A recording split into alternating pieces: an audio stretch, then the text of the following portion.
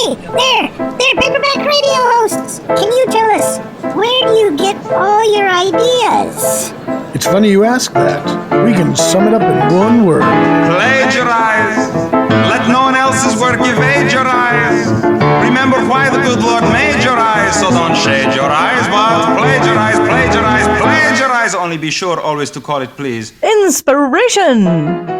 Welcome to the Inspiration Chop Shop, where we take apart our favorite films, books, and anything else we darn well like, and steal every useful bit for our creative malfeasance. Let's see what's on the chop today.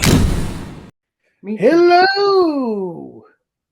Are you there? Can you hear me? Yes, hi. We're hundreds of inches apart. Literally the other room. I don't think I've ever Zoomed with someone I could hear in two different places at once. Yeah. I'm wondering if the echo through the door is going to catch up, but we'll see. We'll find out.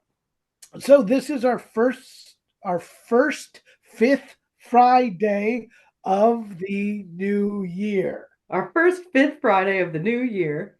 Yep, our first Friday of a future year.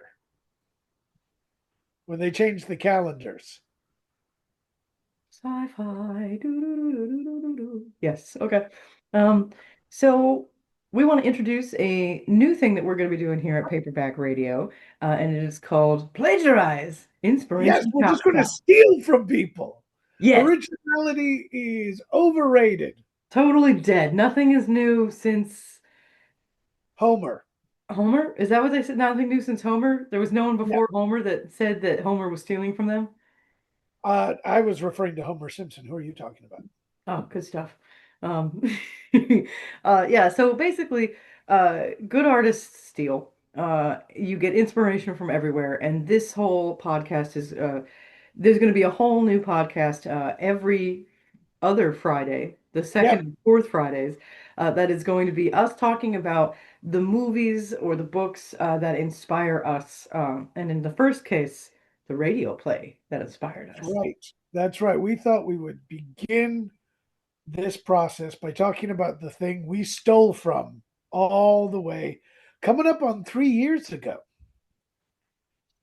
So, we stole from a radio show called Suspense. Suspense, which was a weekly radio program that went through the 30s to, I believe, the 60s. It was on a long time. Yeah.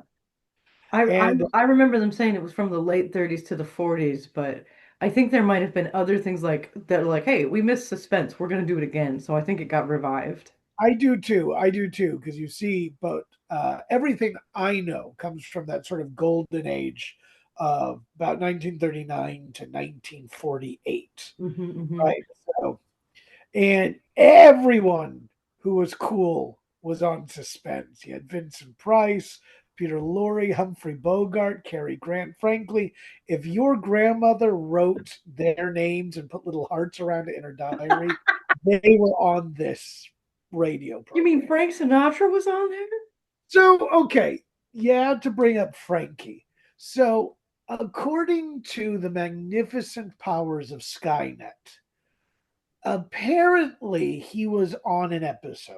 However, that episode has vanished and someone else took his place. They claim it was re-recorded, but I can't verify. Yeah, as we know, the little research that I did into it, it was recorded for one of the war. It was like a radio broadcast to encourage the troops, and they didn't keep those, so they re-recorded the episode, and it was Cary Grant. Yeah, and that sounds right, because I feel like Sinatra was bigger a little later. I don't know. So this is not about Frank Sinatra. This is important for this podcast. This is not a history podcast. This is not The Rest is History. You go for in-depth research elsewhere, buddy. This is for random feelings and insightful theft. From us. Weird married couple that produces their own short stories based on old stuff, new stuff, weird stuff, obscure stuff. And this one is, it shouldn't be obscure because it is one of the greatest podcast, well, radio plays of all time. They used to be called radio plays. And actually, if anybody has heard of a radio play, right? If anybody had to sit through a class or talk about, this is probably the one they've heard.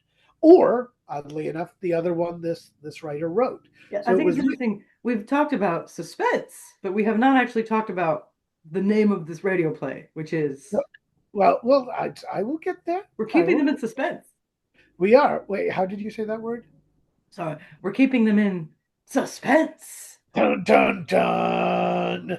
So this particular work was written by Lucille Fletcher, who also wrote The Hitchhiker. And The Hitchhiker starred none other than Orson Welles. If you don't know who that is, again, go to your grandmother and then see the drool. Right? So Orson Welles was part of The Hitchhiker, which got picked up a lot. You've probably, and you, I mean, the intrepid and visible listeners who are ever growing closer to us, you've probably heard this as an urban legend, right? You're driving alone one foggy night and you see someone on the side of the road. You don't pick them up. You drive another 20 miles and there he is again. Finally, you pick him up and you find out it's some kind of horrible supernatural creature. Yes. Dun, dun, dun. But she wrote another one that was at the time equally big, if not bigger, and that was called Sorry, Wrong Number.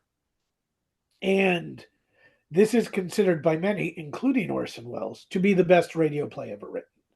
It was broadcast multiple times. They eventually made it into a film in 1948 with Burt Lancaster playing the loving husband, and Barbara Stanwyck, known by the masses as the Great Usurper. I think known by Lane's family as the Great Usurper. She stole the lead. And I say stole because it was originally played by Agnes Moorehead in one of the great all-time performances. It is wonderful. She's great in Sorry Wrong Number and in The Bat. Yes, well, she was robbed of her Oscar in The Bat because nobody saw the movie. And even more damaging to me is she was denied her damehood. Wait, she was British? Well, she wasn't. And that's why they never gave it to her. But she deserved it. She deserved to be knighted.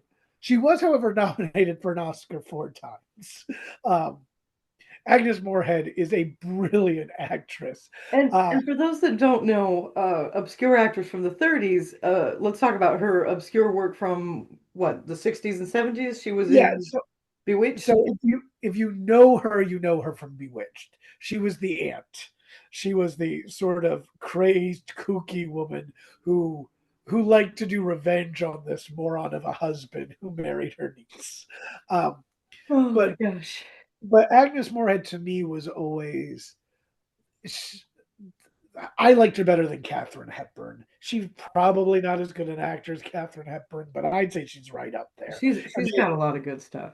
And she has that same Massachusetts, yes, darling, kind of voice. Yes, but with a little more swearing and not that you have more backbone than Katharine Hepburn, but just like you feel like Agnes Moorehead could get into an actual brawl.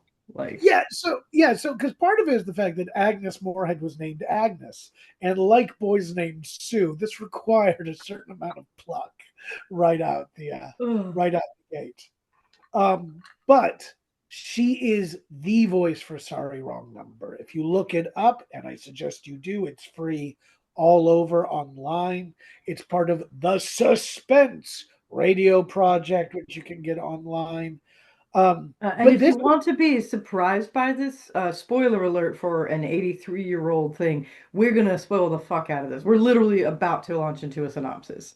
Yes. And if you like more modern versions, people do this. There is a play version out there. Our old neighbors in Galway, Ireland, Druid Theatre, did a version of this radio play only about 3 years ago. Was it a radio play or did they do it on stage? They did it as a radio play. Oh, cool. Yeah.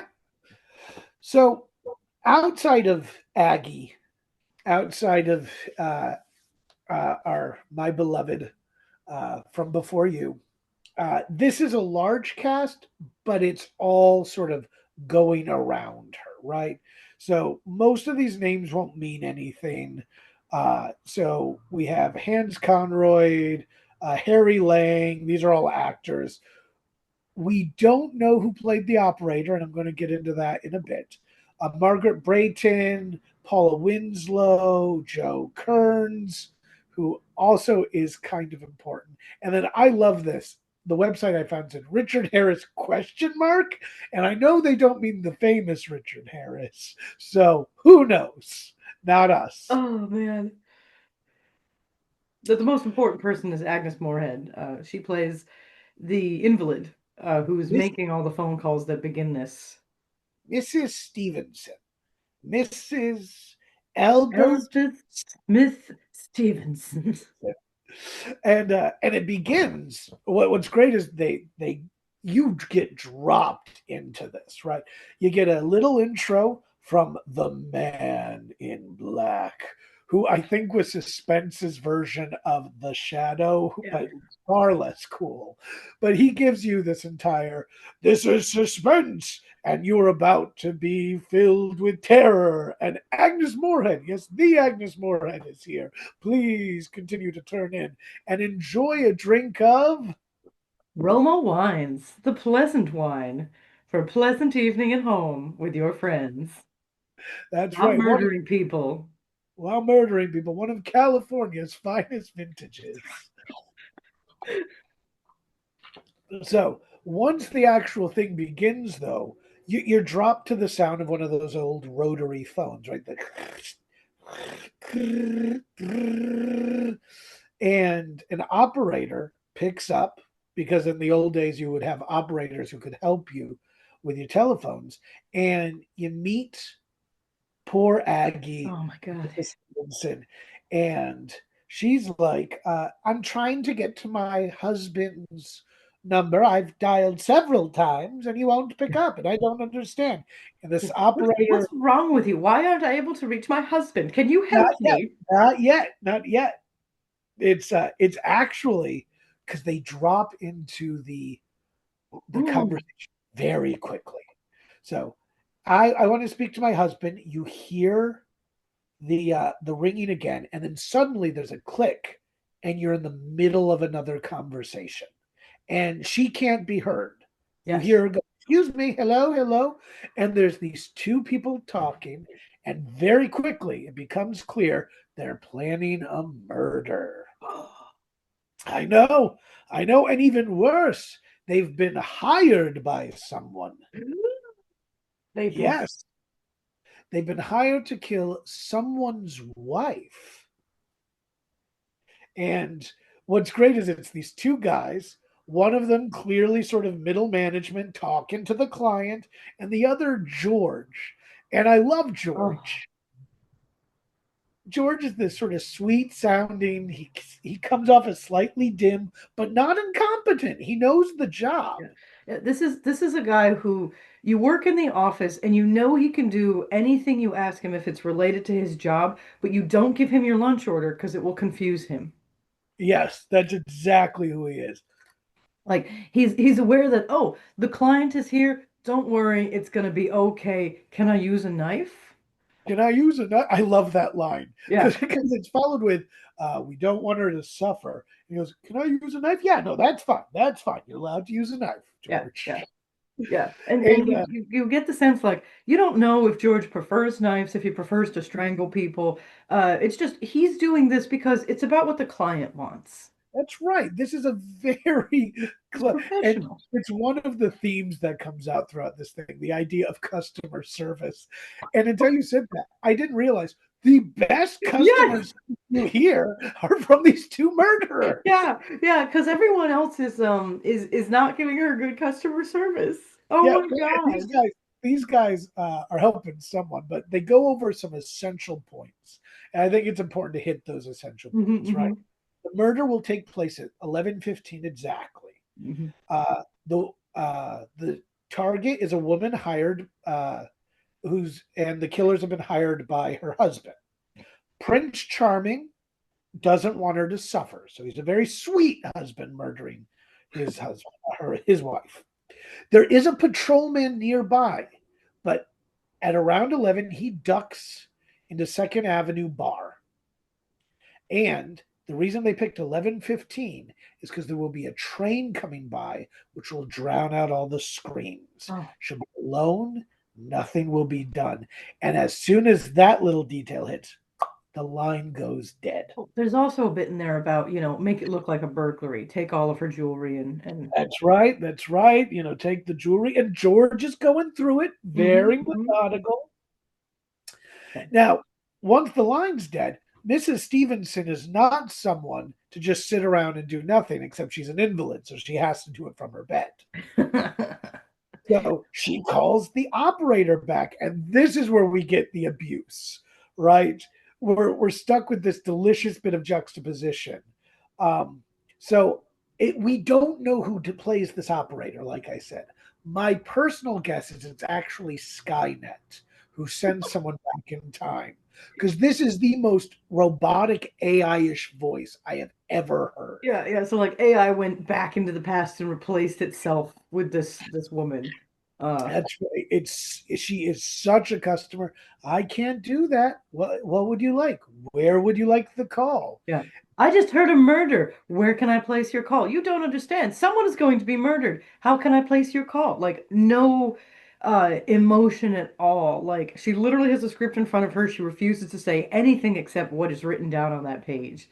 And that's countered by good old Aggie who goes from the whiniest person you've met to full-on abusive customer. Yes. She's calling people stupid. She's patronizing. My favorite is, now you clearly made a mistake. Now all I'm asking for you to do is make that same mistake again. A little flick of the a little slip flip of the finger. And what's great about this, right, is she's still absolutely right. She's trying to figure out what happened with this murder, and the woman isn't listening to her at all. Yeah. I mean, Mrs. Stevenson is the most irritating person alive, but she is trying to prevent a murder. And getting no help at all from this operator. So then they escalate to management. The original Karen. That's right. Because, and I love it, because the operator mentions it like twice before it finally happens. So it gets knocked up to management, and management is basically like, I'm not going to start. First off, I don't know that I could find this random number you're talking about. Dude, I'm not going to do this for some random woman on the phone. Are you the police? Have you called the police? What the fuck is wrong with you? Have you called the police? And Mrs. Stevenson is like, well, I don't understand all this red tape, but fine. And then she dials the police. She has the operator connected to the police, right? Yeah, She has the operator put her in, and the management is, and what I love is it's never expressly stated that Mrs. Stevenson has complained before to upper operators, but it would not surprise anyone if she had. If everyone here is like, oh no, it's that number, just put on your robot voice, let her talk to Maggie, who has no personality, like don't get rid of her as quickly as possible. And so she's moved to the police station and to the sergeant. And again, she goes over everything. But like a lot of people, as she's going over everything, she's making it somewhat about her. She's very nervous, and her husband isn't home, and she's an invalid, and she lives, and this is where you start getting details, and she lives close to Second Street, and there's a bridge near her apartment, and this is when, if you're the audience, you start going, oh. Yeah, especially when she mentions there's a train that goes by my house. That's right. And the sergeant, who, from his perspective, and again, we don't know, even if she hasn't called him before, he clearly views her as a type. Yeah, so much of this is like, this could be a prank call. And you finished. I wouldn't say prank. I would say nervous woman alone who would jump at anything. And we see this, right? You're right. I mean, crank call isn't the right way of looking at it. She's so wrapped up in her own drama. Like she needs something to tell the girls at bridge. So, oh, I stopped a murder the other night, you know. Yeah. Well, because what's her suggestion to this sergeant, which is send out every patrolman you've got and start breaking down doors. Yeah. I wrote it down, a complete and thorough search of the whole city. And the sergeant is like, I'm not doing this off of a random call you overheard. And here's where I think this kind of heartbreaking moment comes from. Yes. Because the sergeant would love to make her happy so he doesn't have to deal with it. Yeah. So he asks, do you have any reason to think that you're in danger? Because he would love to just send a patrolman to there, have him knock, calm her down, not have to get another phone call. Yep. But she says no. Mm-hmm. No, it couldn't possibly. My husband dotes on me. He loves me. It couldn't be him. Yep. And he goes, cool, we're on it. And she goes, how are you on it? He's like, we're on it. And then he hangs up. Mm. And at this point, we as the audience, I feel, start seeing the clock ticking. Yeah. And she calls her husband again, gets nothing. She calls the operator service again, hangs up, and then someone starts dialing her. Yeah. Every time she picks up, nothing. And as this is all happening, and as Agnes Moorehead's just frightened and breaking down, and you feel for her. One of the things I love about her performance in this is there's never any moment of dead silence. And it's like you're hearing her breathing, you're hearing her whimper, you're hearing her panic, and it all feels so natural and realistic. Yes, because this is one where we do not leave the time frame. There's no time skips, there's no jumps. Yeah. It's all this time. And also during this moment, we hear in the distance a train. It's not close, but it's there. Mm-hmm. Okay, so finally, she's been rung a couple of times. She calls the operator and wants to know who this is. And the operator is like, well, we don't know. The system doesn't work like that. And she starts calling them idiots again. And then she hangs up. She's crying. The phone's ringing. She picked it up and she starts screaming who it is. She's so angry at them. And it's Western Union. Now, this might require some context. So Western Union at the time is what's called a telegraph service. And the way this used to work is you would send message. This is where Morse code often came from. You'd go, and it would go across wires and you'd get messages. And the telegraph service would either keep them there at the center. You can go pick up your telegraphs. Where you'd pick it up, or they'd send someone to your door. Mm-hmm. What I learned through listening to this is apparently as the phone becomes bigger, before telegraphs are removed, they would call you with the message. Yeah, you basically would call into Western Union like, hey, I want a telegraph to go, I want a message to be sent to so-and-so at such and such a time. And then they would call you at that time and give you that message. Or you could, and then you could have it delivered to you. So, well, let's hold off because I'll get to that specifically. So the key thing is she gets a call from Western Union speaking the telegraph, which is your husband is being pulled away on an emergency meeting. He's not coming home. He'll be there tomorrow. Yep.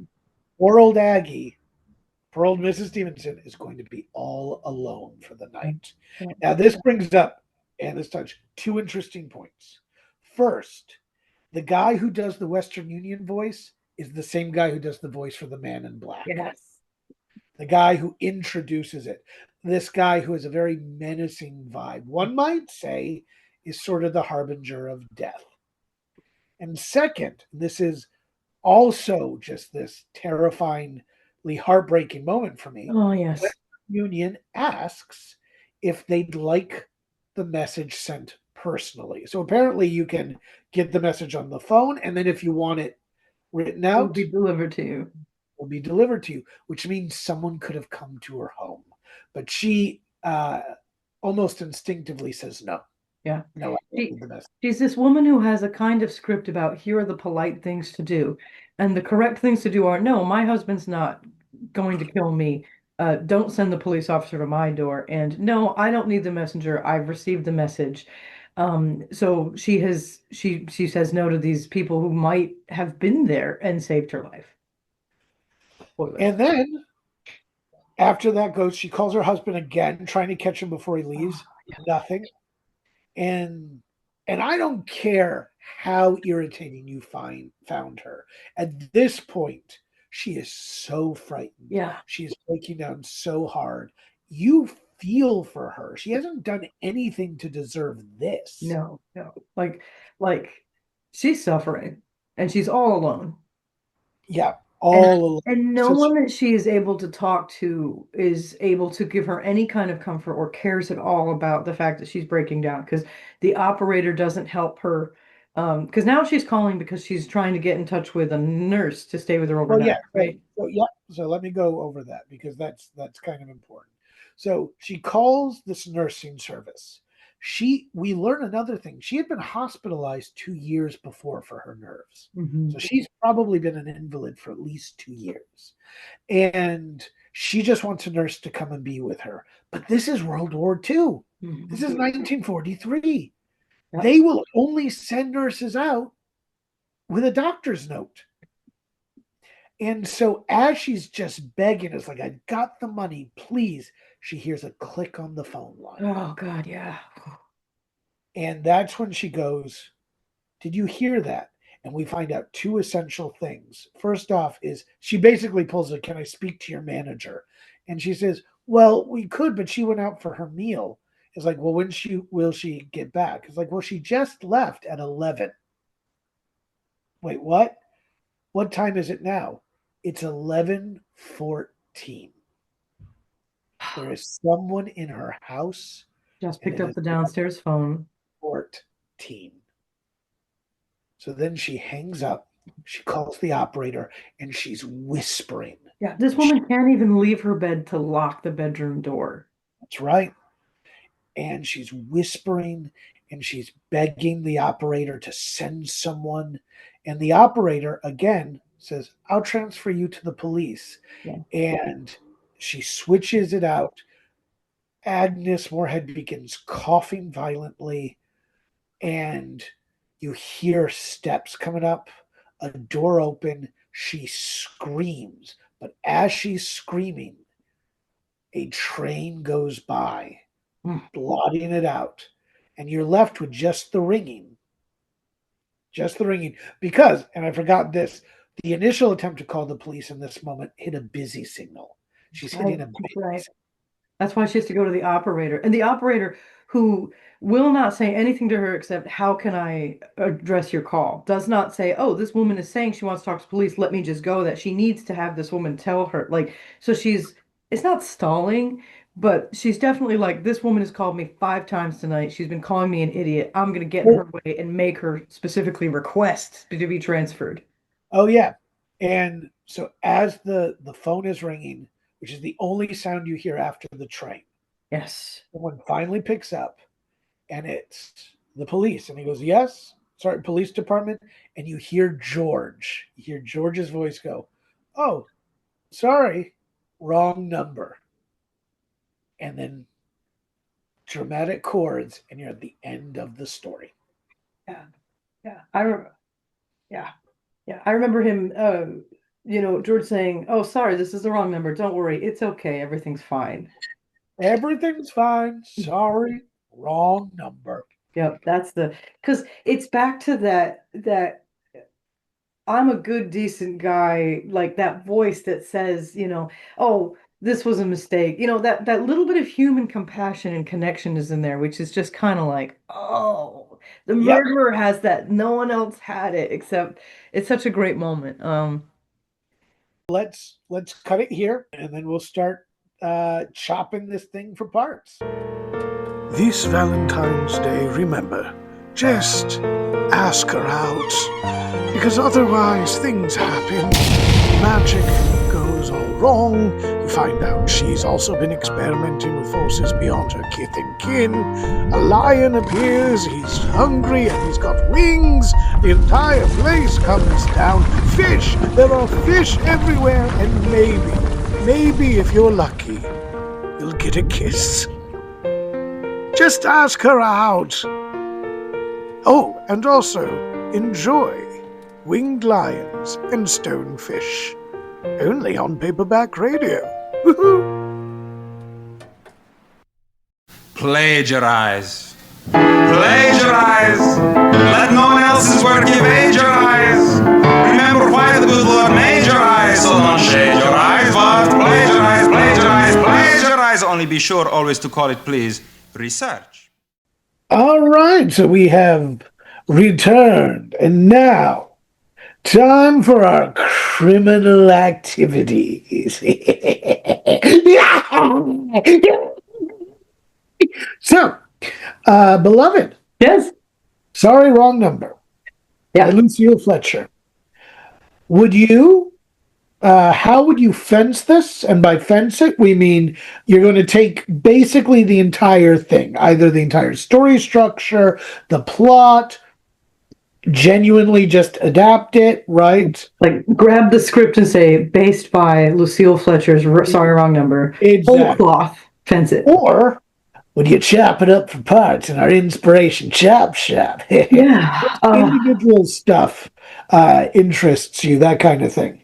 Yeah, so my instinct is probably I chop it up for parts, but I will say that I was really intrigued when you're like, oh, the Druid did it. I'm like, I have to find it, just because this is such an Agnes Moorehead performance for me. I'm like, yes. Who else could do this? How else do they do it? Like, is she less whiny? Is she more of a strong woman, like in control? Is she like less, I'm a sick woman who's an invalid, and I was a nurse in World War II and I got my legs blown off. Yep. You know, like it's curious, like how did she get to this point? And I wonder if that's something you could do just with the script as written, set in the 1940s.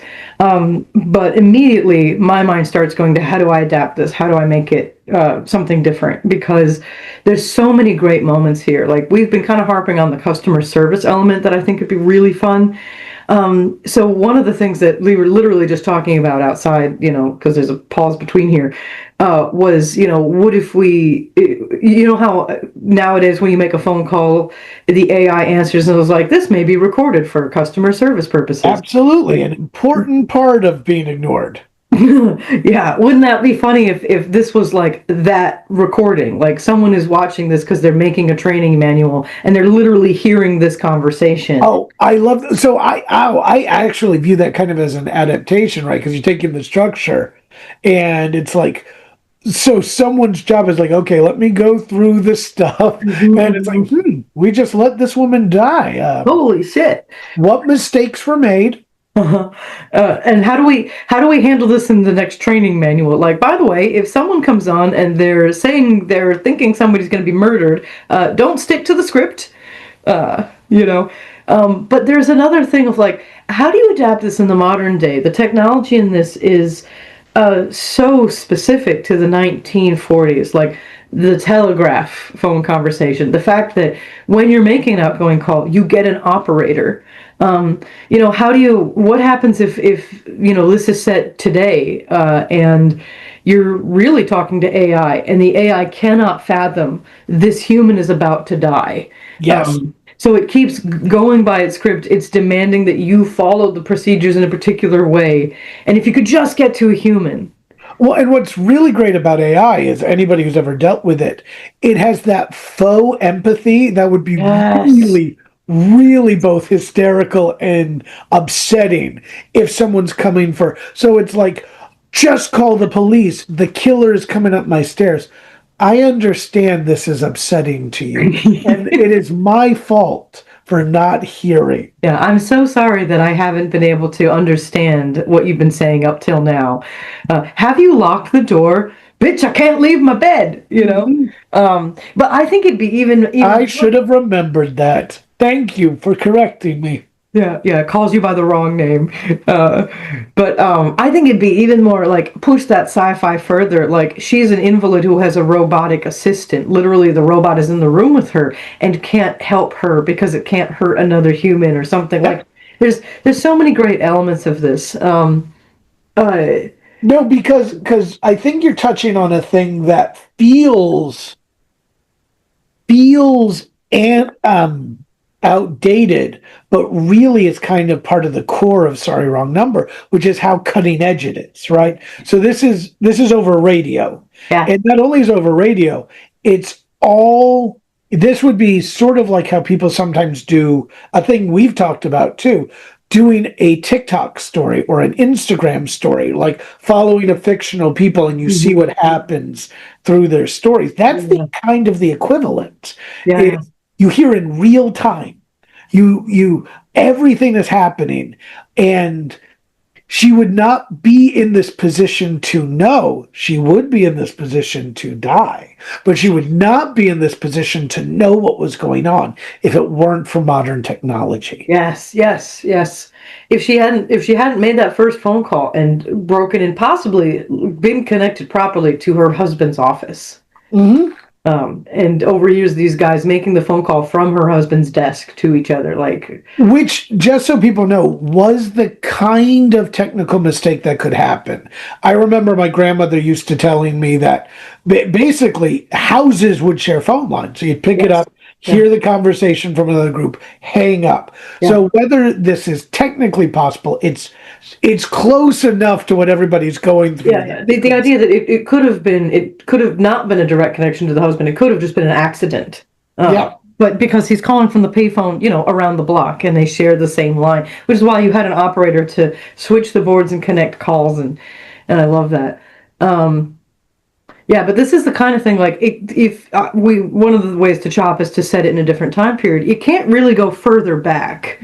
If it went further back, you can't have I'm trying to think of a way to do the story before telephones. A letter gets missent.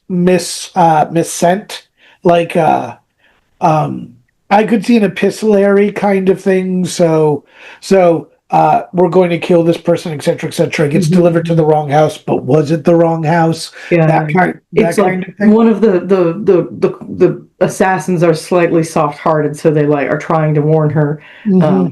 But the other way, I think it would be really fun to take. But you lose the immediacy. You're absolutely right about that. Yeah. The one place, one time. One of the other ways I think would be really fun to take this is you're the police guy who's investigating this. Literally, somebody shows up and there's a body in this room, and he's like, "Oh yeah, standard burglary. Her rings are gone. Her jewelry's gone. Why is the phone off the cradle? She was talking on the phone when she was killed. Who was she talking to?" And they trace the calls. And so to have this story put together backwards. Well, yeah, no, because what's interesting, right, is I would add to it a sort of conspiracy because everyone was alerted, right? Yeah. So think about it. There's a guy, so of the people, a nurse, a police sergeant, and several operators had all been told explicitly in detail that this murder is going to happen 11:15 tonight in this area, in this neighborhood, possibly on that woman. They didn't even send someone to check. So you could have an officer investigate everybody stonewalling because they don't want to admit fault. Add to the fact that no one liked her. Yeah. No one liked her. Did Mrs. Stevenson have any enemies? Oh my God, where do we begin? Everybody hated her, The only one who liked her was her husband. Because he doted on her, even though he was always away at work. Yep. There's so many interesting things in that just to take. I find the character of George to be really interesting. This guy who's stone cold blooded killer. Gonna go murder this woman, but has that great customer service, the best we've seen in the episode. Oh yeah, by far. Literally says to the guy, "Don't worry, it's gonna be fine. I'm gonna kill her, no problems." Well, it's a great operation, right? Because the first guy, the guy whose name we never know, right? The voice on the line is he's clearly sitting with the client, going over like, hey, now he wants to make sure she doesn't suffer. Oh yeah, I got you right. This is clearly a well-run operation. Yeah. This is George gets this call and he basically knows, oh, the client is nervous. I have to reassure him my boss is going to make sure I know all the details. I'm not worried. I know all the details. I've got this. It's the kind of thing you have when you like have the contractor that you trust and he's connecting you to the plumber that you haven't met before. So the plumber is just feeding you exactly what the contractor has told you the plumber is going to say, so that you're like, oh, I know what's going on. They know what's going on. They have my best interests at heart. It's such a practiced and professional exchange. I know, and the fact that they're doing it again, right? It's like, let's not lose anything. And what's great is, so I read a couple of the scripts of this, and I don't know if this was how it was originally written and they changed it in time, or if they're just not very good transcribers, but in at least two of them, it's the man on the voice who goes over the details like it's a first call, like here's what you got to get. What's really clever is that they switch that. It's like the guy's calling, George, do you know what to do? Oh yeah, I know what to do. And the man on the phone does the occasional reminder, like, don't forget this. I won't forget this, boss. The most chilling moment of it is when he's like, the client doesn't want her to suffer. Oh, can I use a knife? You know, it's like, what's his other option? He's going to go in there. He was going to strangle her. Like, you know, it's or shoot her. But he's probably worried it's too loud. Her scream is going to be covered by the train. A gunfire will not be covered by the train. Yep. And it's he's got to go. Like, that's the thing. He's got this time thing. Get in, get out. This very specific window, which tells you a little bit about this woman and where she lives. Like, there's a patrolman. This is not a bad neighborhood. Like and it's the maid's day off. Oh, I forgot about that. We didn't talk about it but it's the maid's day off. Yeah, that's why she's so lonely, so alone in the house. Yeah. Yeah. Oh, devastating. So Lane, would you fence it or would you chop it up? How would you deal with this? So I'd love to fence this. Like I run a we run a podcast. Like we should have looked up how much it costs to put this on. It costs an amount of money, but it's you can order the rights. Like, I'd love to hear you as Mrs. Stevenson or somebody else, right? But it's great. And were you upset that we might cast someone else? I was at first like, oh, me? Would you cast me? What do you mean someone else? Like, sorry, Nora Desmond. What did you call me? Nora Desmond. So, like, subscribe, send us money, and send us money. Be able to, afford to actually get the rights to. If we get enough interest, we will absolutely do this one, because there's a bunch of different things you could push, right? You could the way for lack of a better term, a Karen works in modern language is different, right? Just in terms of how people hit the sounds. Yeah. She is very aristocratic, right? She is very My Family Summers. Yes. Like, right. I am Mrs. Stevenson, Mrs. Smith Stevenson, and it's it'd be curious to see how working with the same words, you could give a more modern feel to, especially to her panic, because she's going into hysterics that are really recognizable as, this kind of movie hysterics. Like, her sobs, her heavy breathing is so pretty. It's exactly I have the Victorian vapors. It is in the beginning. I think one of the brilliant things about Agnes Moorehead's performance is it gets very guttural and quite ugly. Yeah, and it's an interesting thing about how do you do that, with the, how does it start out with the modern pity? And also, to add to that, you can get more pushback from the customer service folks because, frankly, I don't mean to be rude. I come from customer service, lots of good people in customer service, but the idea that someone is just genuinely rude is not beyond the pale. So you could have a more hostile force against poor Mrs. Stevenson This is an operator who's been dealing with this bitch for years. As soon as she gets a phone call from here, she's like, oh, this one. Just stick to the script. Just stick to the script. You know? And you could definitely do that. Or, just have AI do it. Because, boy. I was thinking that too. Have AI be the operator. Or but that's adapting it. That's not a. Well, I'd be okay. I'd be okay with that. With the fencing, right? We're still within the thing. If I were to chop it up, though, I like you love a good contract killer. But the thing that interests me is because it's so rare for people to do it well. Tennessee Williams pulls it off. Is to have a main character this unlikable. Yes. Feel so for. Yes. Right?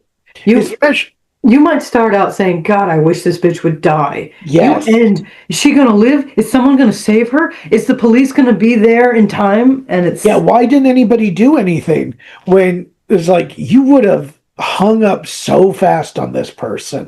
And understandably so. And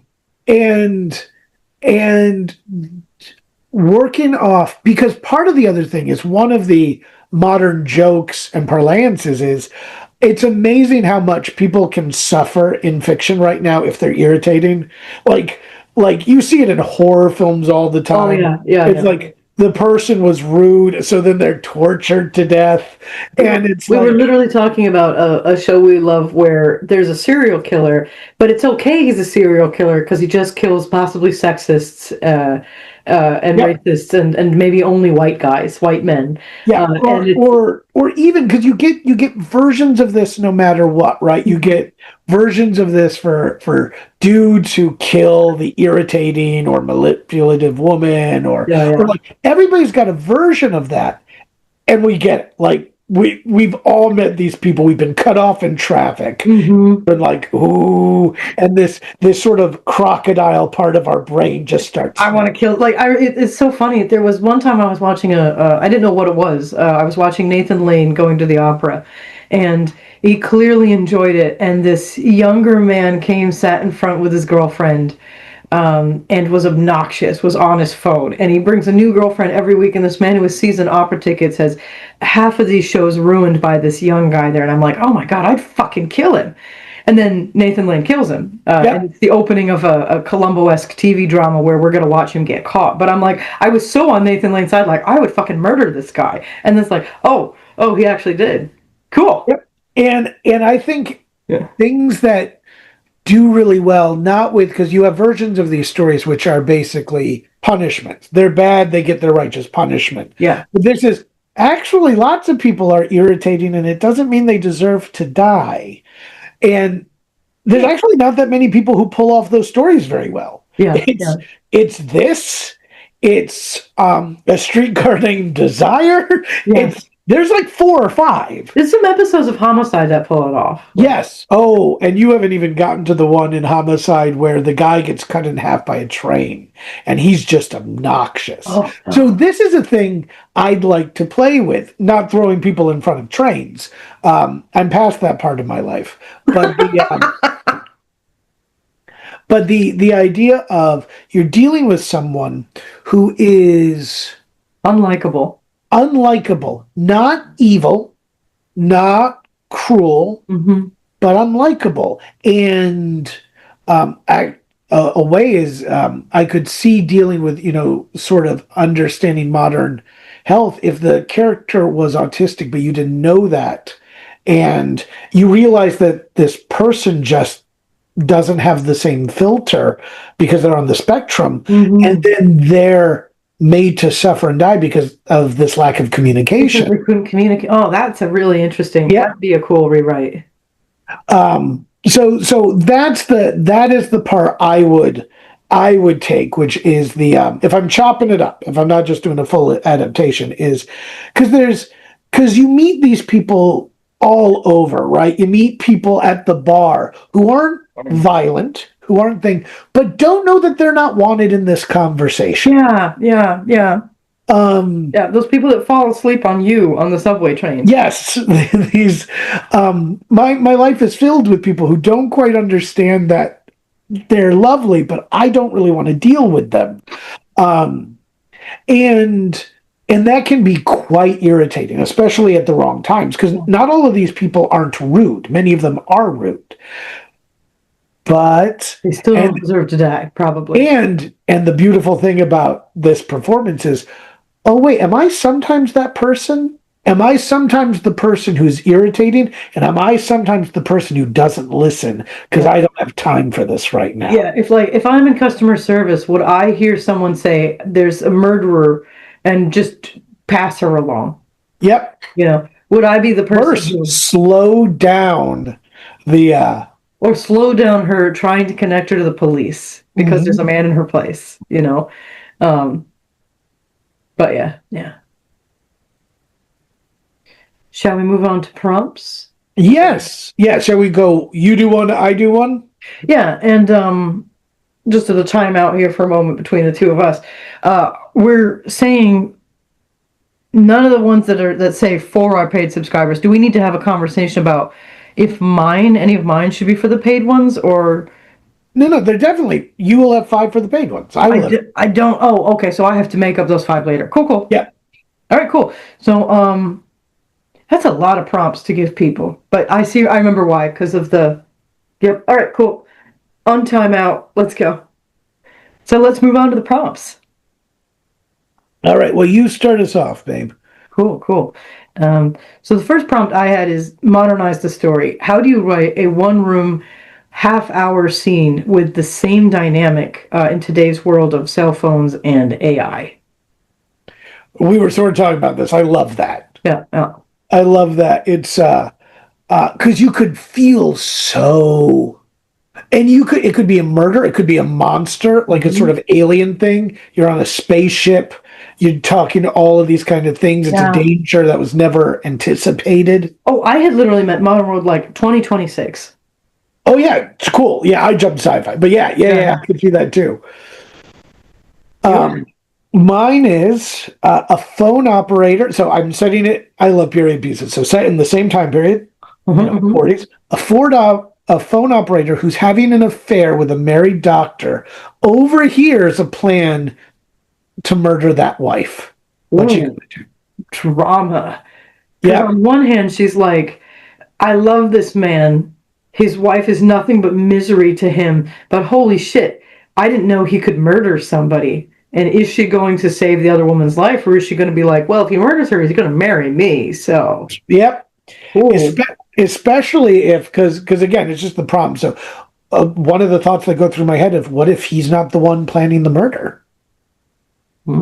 Right? What if it's we hear it's the client, and it's someone who knows intimately her life, where she lives. Wrong number. It's definitely the husband. Oh yeah. No, but I meant just for a prompt, right? Yeah. I'm not. This isn't an adaptation necessarily. Yeah. What if I'm the operator? It's these people planning on murdering her. It is a burglary, but they don't want the old woman there, and she could just let it happen. So that was my first one. Yeah. Prompt 2. This is not quite as intense a story, but tell the husband's side. What on earth would drive him to hire professional killers to kill his wife? Is he having an affair? Is it that, he married this woman who was active and resourceful and strong, and now she's an invalid, and he can't bear to have this anymore? Is it just that he can't cheat on her, but he can't have sex with her, so he just needs to or is it that she is suffering and this is to put her out of her misery? Is he actually doing this because he loves her so much? So there's the movie, which I've not seen. Right. With Burt Lancaster and the Usurper. The Usurper. But they do go over it. I don't remember because I never saw it. I do know he gets cold feet. Oh, no. He tries to stop the murder. Oh, no. Yeah. Burt Lancaster has a role. It's not just frankly, my dear, bitch. Right. It's not like that. Like he's caught in something or other. They expand it. They expand Yeah. Cool. because I'm still upset 70 years later that the And it wasn't Agnes Moorehead, It wasn't Agnes Moorehead. There's nothing about her that says she has to be a young, attractive woman. Like, no. And first off, to be clear, outside of you, my darling angel, I love Agnes Moorehead and would do unholy things with her from basically every movie I've she's seen. dead. Yeah, she is dead, so not anymore. But no, I've seen The Bat. I understand. But the fact is, Agnes Moorehead was not a traditional ingenue-looking person, and I think that helps. Yeah. Barbara, bless her heart, is. So I was less interested. I think though it might be fun for us to watch now that we've gotten out into the world. We think she's a usurper, a viper, a misanthrope who stole what was rightfully someone else's. We could at least take a peek to see what they came up with. Oh my gosh. All right. That was my second. Your second. Oh, a murderer is accidentally hired to kill his own mother, and she thinks it's a visit. Oh God. And she's this little old invalid in the bed. He's like, this little old lady. God. He didn't check the address. And so he shows up and he's supposed to kill her. And he's not going to kill his mom, but he also doesn't want to hang out with her. Yeah. So he's I also like the idea of like, well, he doesn't want to let his bosses down. You know, he's a professional. He's George. You know, he wants to make sure the client gets what he paid for. Oh, no, I could see. So he's trying to get the hit off. Meanwhile, he has to kill any follow-up hitmen who come in, but he can't let his mom know about any of this because she thinks he's a priest, right? Oh my God! Like it's a very, I think, lady killer, silly kind of premise that I think would be a lot of fun. Oh, I love that. I love that. My next prompt I kind of did during the show. Write the follow-up murder investigation of the case. The police who arrives on the scene the night of the murder sees the body, sees the phone off its cradle. What does he find as he tries to trace that last call? I think it'd have to be in the modern day, just because I don't know that you could. I don't think they were able to record every phone call of the past, but just this idea, like, as he's following the case, he literally hears these phone conversations that she's having, you know, further back each time into the night. You could play with the idea, I don't know if this was exist at the time, but that she's a paranoid and she records all her phone conversations. Yes. Oof. All right. But yeah, and also what's great is, I know it's technically a private patrolman, and I don't know quite what that means in the 40s thing, but it could be that guy who's having the drink. Oh, so my God, yeah, he feels guilty. Like, if I had been there, I would have stopped this. I could have saved her. And so he makes it his personal mission to, like, find out who did this, to find it. That's great. I like that a lot. Even though she's this horrible, unlikable woman. Yep, and was mean to him all the time.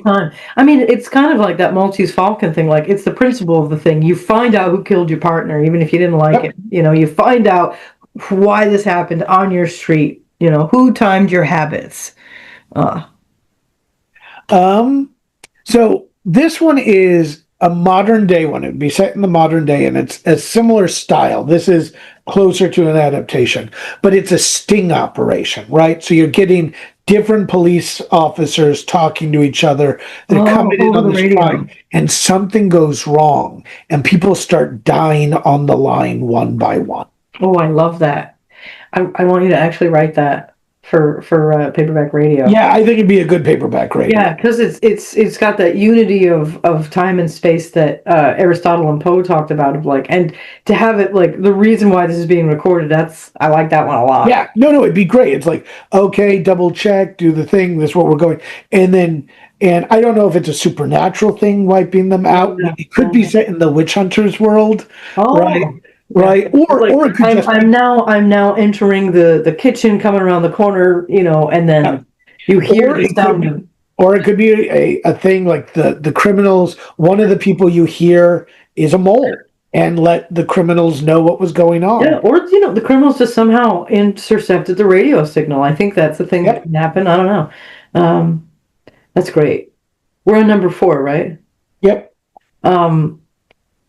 this character, Mrs. Stevenson, is such an unlikable character. Create a story where we follow another unlikable character, and we feel pity and despair for them by the end. So that's just a really interesting writing exercise. And that was sort of, it's so funny, right? Because that was the chop shop that I was also. Yeah. It's like someone who's just despicable for whatever reason, and we come to care about them. Because that's an interesting arc, because Agnes Moore doesn't change as a person, but we as an audience change as a person listening to this. Like, our feelings for her adjust as she goes more and more into her freak out, her depression, her despair, and then she's dead. No, absolutely. And it is. And I think people often talk about empathy, and theater and art can do it really well. But this is a really effective use of it, which is we're using your empathy of dislike. We're using that, and then we're bringing you in slowly, which is in some ways harder than, oh, I'm empathizing with a person who is being abused, who is likable or honorable or saintly, which you see really regularly. All right. Just so you know, we have 10 minutes left. All right. Thank you. I think we should be good. All right. Number 4. Okay, so I like this one. So it's a drunken husband who hires a hitman to kill his wife. He's going to meet him at the bar. The contract killer comes back, and basically his wife outbid him. And now the killer's come to kill the drunken husband. I love that too. Talk about a lady killer's sort of premise. And what's great, right, is I like the idea that the wife didn't actually pay that much more. She outbid him by $50, $60. Yeah, but this guy's an asshole. So it's like the reverse. Like it's against everything I just said, right? Yeah. So the contract killer basically gave her a discount because she's real nice. Yeah, you're a jerk. Literally, I went in the room to kill her, and she was super polite and nice to me. So I couldn't, so I decided to tell her what was going on, and now I'm going to come after you. Yep.